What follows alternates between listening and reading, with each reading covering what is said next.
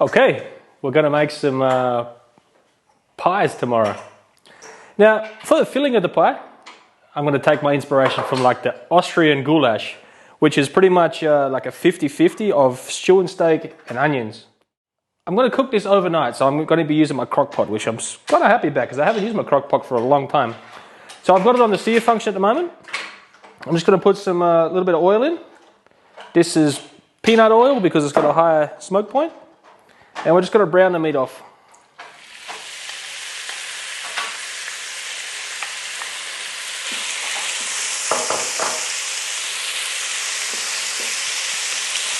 Obviously, if you had more meat than I do, you would do it in batches to, so it actually gets a good sear. But as it is here, that's a nice, like, even layer, and it's not too overcrowded. So that's probably going to take about, I don't know, 5 minutes to get a good sear and caramelization on all sides of the meat. Once you've got a good caramelization on your meat, some nice little brown bits, you're going to take them out.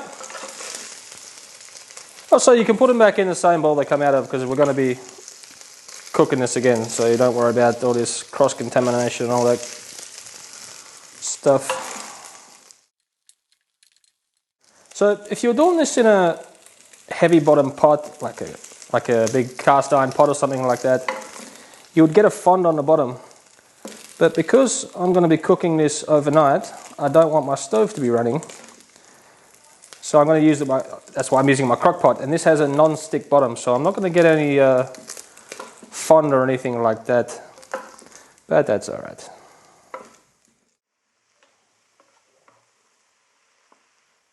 Once you got it all removed, a little bit more oil, and then in go your onions. All right, once all your onions are added, we're just going to cook those down until they got a real deep caramelization, and then we'll come back.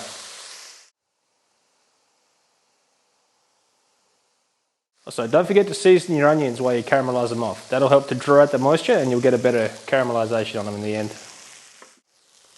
Okay. Once you've got a nice deep caramelization on your onions, like that,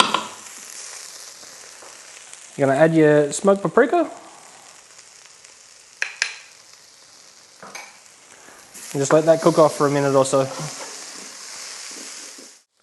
After you've cooked out your paprika for a minute or so, I've got some thyme and garlic here. Just going to add that in.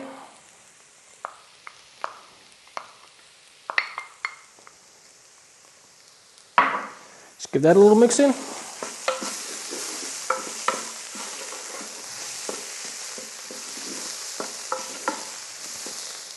And then straight in with the mushrooms.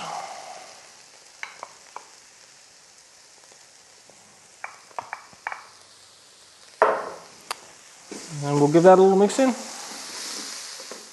Okay, also at this stage, after you've mixed your mushrooms in, I'm going to go in with the meat. Make sure you get any juices that have come out there as well. And we'll mix that all in. Okay, once you've got it all mixed up, you're going to put the lid on and you're going to set it to cook on low for 12 hours. Now, after an hour or so, just check it and make sure you have enough liquid in there.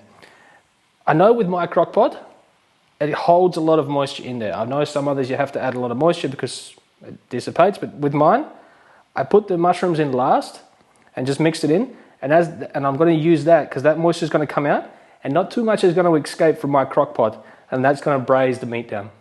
Alrighty, it's been on for 12 hours, and it's looking quite tasty. I woke up this morning and the whole room smelled like onions. Smelled absolutely amazing. So, it should look a little something like this. Super deep and caramelized and rich. And now we just want to transfer it into a bowl. So, put this lid over here.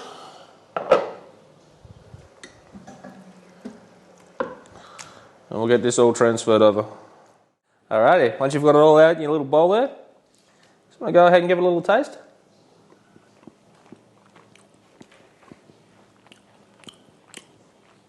That's pretty damn good.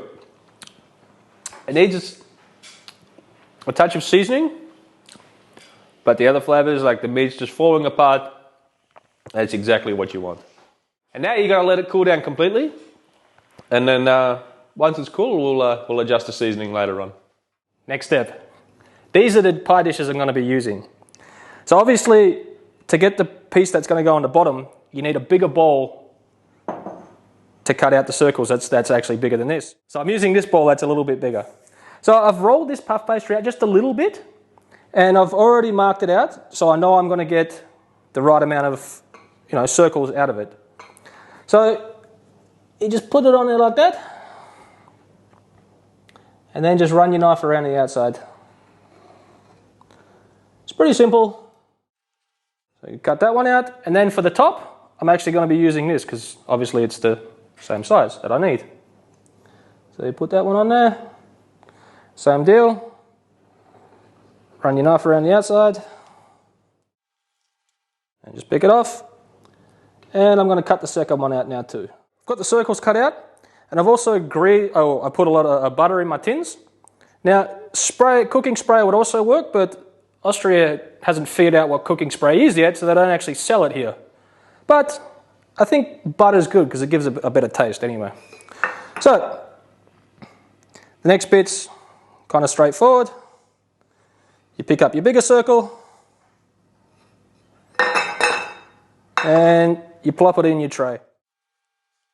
Now try not to stretch it. You want to drop it into the corners and just lightly press it so it covers the whole bottom, and there's not too many air pockets down there.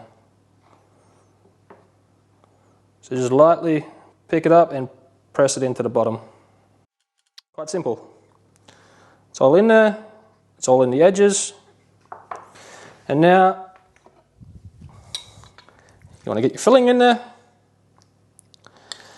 I've already made 2 pies with this filling, so I thought I actually get a little bit more, but I'm only going to get 4 pies out of this filling.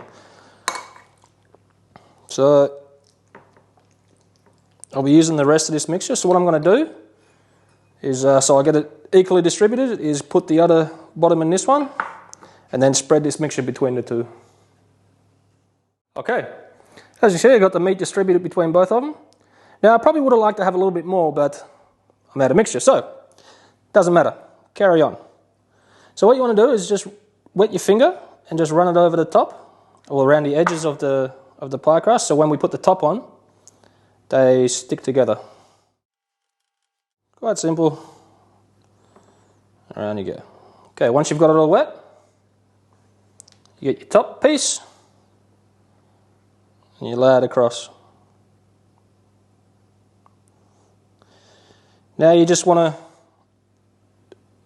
push the bottom piece and the top piece together so it makes a really nice seal. So I found the best way is to go around with my hand first, because if you don't push it together properly, it's going to split on the side and then your filling's probably going to ooze out and it's just not going to look very good.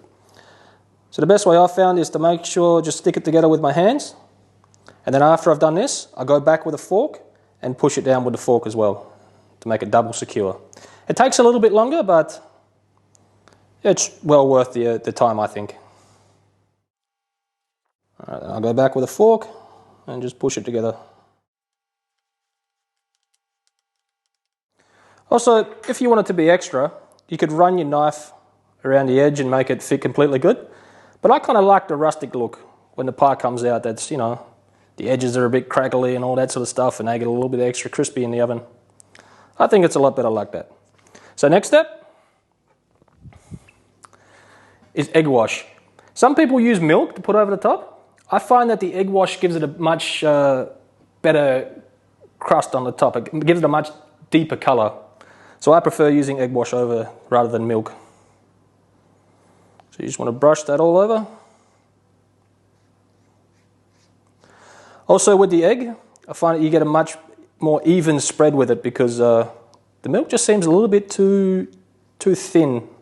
It kind of pulls in the sides and all that sort of stuff, but yeah, I just prefer the egg wash. Alright, once you got the egg wash done, I'm going to get your little knife and just make a little cross cut in the top for your vent,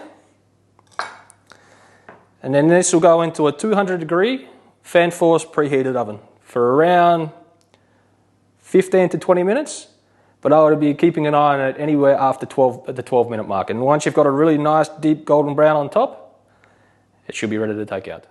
Alrighty, pies have just come out the oven. Well, these two have. These ones have been out for a little bit. Now, this is optional. A little bit of flaky salt over the top of the pie, which now I've put that on there. I should have taken them out the pie crust first, pie tins first, but regardless. Okay. Very importantly, oven mitts, because these are just come out of a 200-degree oven, so they're going to be quite warm. You just want to pull them out. Now, if you buttered them correctly, they should pop out just like that, or if you put enough grease in the pan, which is a very key point. Otherwise, they're going to stick, you're going to have a whole bunch of trouble, and just a little bit, because I tipped some of it off. Alrighty, I can taste test one of these two. As you can see, I trialed the milk with this. As you can see, it just doesn't have quite the shine or the good looks as the egg. It's up to you what you prefer. Egg looks much better in my opinion, and it gives it a much like crunchier texture on the top. So, if you're hardcore and want to be a proper Australian, go for the ones that just come out the oven. You're going to burn the crap out of your mouth, and that's the full experience. But I'm not going to do that because I've lost my Australian edge. So, grab this one. You can also add tomato sauce, whatever you want on there.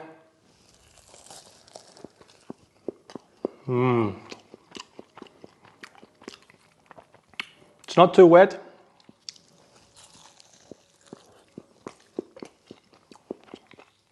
The inside is just bursting with flavour because of the caramelization we got on all the things before we put it on the slow cook. That's pretty amazing. Take me back home.